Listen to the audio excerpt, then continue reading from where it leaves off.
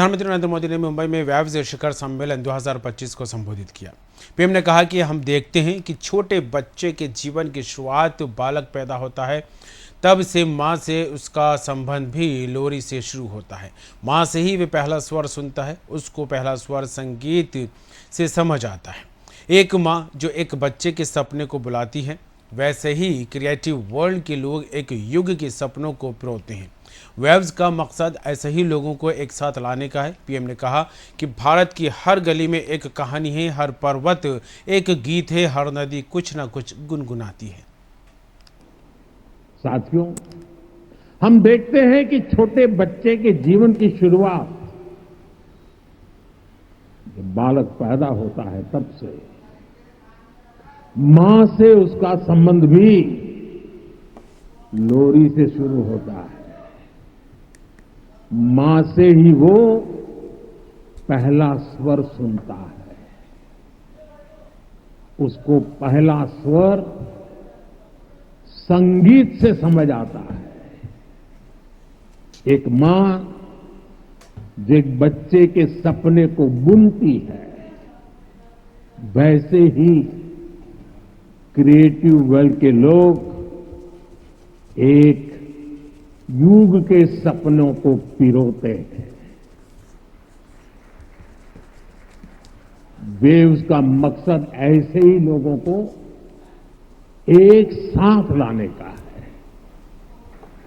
2000 साल पहले जब भरत मुनि ने नाट्यशास्त्र लिखा तो उसका संदेश था, नाट्यम भावयति लोकम।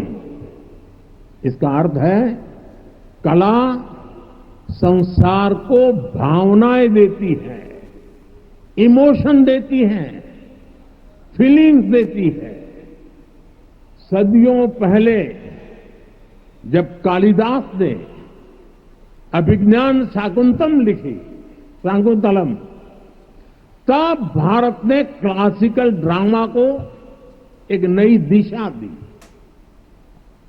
भारत की हर गली में कहानी है, हर पर्वत एक गीत है, हर नदी कुछ न कुछ गुनगुनाती है।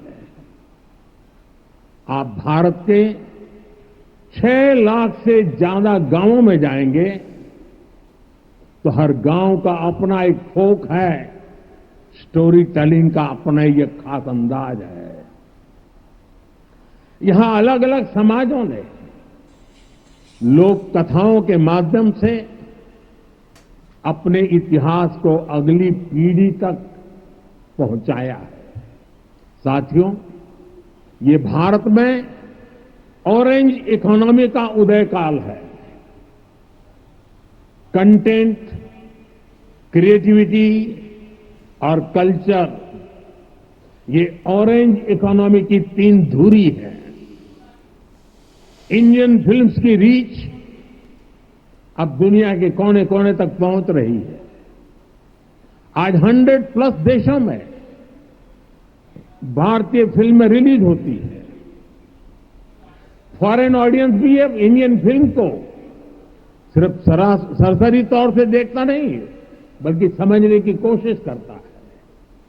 इसलिए आज बड़ी संख्या में विदेशी दर्शक इंडियन कंटेंट को सबटाइटल्स के साथ देख रहे हैं। इंडिया में ओटीटी इंडस्ट्री ने पिछले कुछ सालों में 10x ग्रोथ दिखाई है। स्क्रीन साइज भले ही छोटा हो रहा हो, पर स्कोप इन्फिनिट है।